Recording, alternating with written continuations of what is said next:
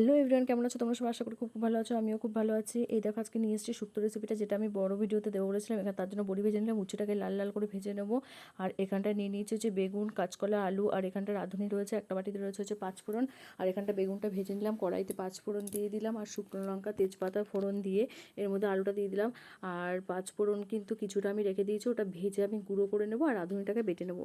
এর মধ্যে দেখো লবণ দিয়ে দিলাম, একটু হলুদ দিয়ে এটাকে ভালো করে ভেজে নেবো।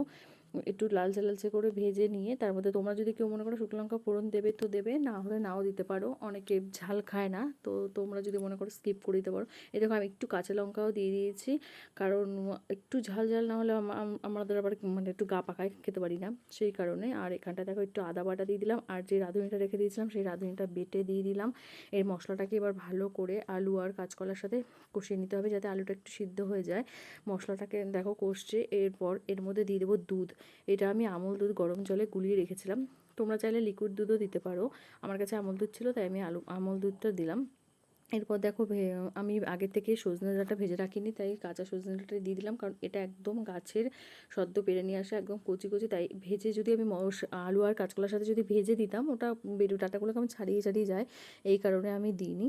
এবার দেখো এটা ভালো করে টকবক করে ফুটে উঠলে এর মধ্যে দিয়ে দিলাম হচ্ছে উচ্ছেটাকে আমি লাল লাল করে ভেজে নিয়েছিলাম, তার মধ্যে দিয়ে দিলাম বড়ি। এটা কিন্তু একদমই সহজ পদ্ধতিতে রান্না, আর এটা গরমের জন্য ভীষণ ভীষণ ভালো, খেতেও যেমন টেস্ট সেরকম গরমের জন্য তো জানোই উপকার। আর শুক্তো গরমে কালে খাওয়া একদম শরীরের পক্ষে খুব ভালো। আমি ভেজে রাখা বেগুনটাও দিয়ে দিয়েছি, আগের থেকে দিইনি, কারণ বেগুনটা দিলে বেগুনটা গলে ঘেটে যেত। আলুটা মোটামুটি সিদ্ধ হয়ে গেছে, তাই এখন লাস্টে বেগুনটা দিয়ে দেবে তোমরা। এরপর দেখো বড়িটা তো দেখতেই পাচ্ছ, এই বড়িটা কিন্তু আমার নিজের হাতের বানানো তৈরি বাড়ির। বড়িটা কিন্তু খেতে খুব খুব টেস্ট হয়েছিল। আমি বড়ির রেসিপিটা তোমাদের পরে কী করে বানাই আর কি বড়িটা, সেটা আমি একদিন দেখাবো। এই বছর আর হবে না, সেটা সামনের বছর শীতে আমি দেখাবো। আমরা কিন্তু এটা বাড়িতেই বানিয়েছিলাম, আমি ঠাম্মি অনেকে মিলে বানিয়েছিলাম। আর এই দেখো এর মধ্যে দিয়ে দিলাম একটু চিনি, চিনি না দিলে তো শুক্তো জমেই না। তার মধ্যে হচ্ছে পাঁচফোড়ন যেটা গুঁড়ো করে রেখেছিলাম সেটা দিয়ে দিলাম, আর একটুখানি ঘি দিয়ে দিলাম। ঘিটা দেওয়াতে কিন্তু শুক্তোটা মাস্ট, ঘি তোমাকে দিতেই হবে, ঘি না দিলে শুক্তো সেই ফ্লেভারটাই আসবে না, দুধ আর ঘি যদি না দেওয়া হয়। দেখো শুক্তোটা কিন্তু খেতে অসাধারণ হয়েছিল, মানে খুবই ভালো হয়েছিল খেতে। তোমরা অবশ্যই এরকমভাবে বাড়িতে ট্রাই করবে, আর কেমন হয়েছে আমাকে কমেন্টে জানাবে। আর প্লিজ প্লিজ প্লিজ আমার চ্যানেলটিকে যারা সাবস্ক্রাইব করোনি, আমার চ্যানেলটিকে সাবস্ক্রাইব করে দাও। এই দেখো শুক্তোর লাস্ট লুকসটা কেমন হয়েছে তোমরা অবশ্যই জানাবে আমাকে।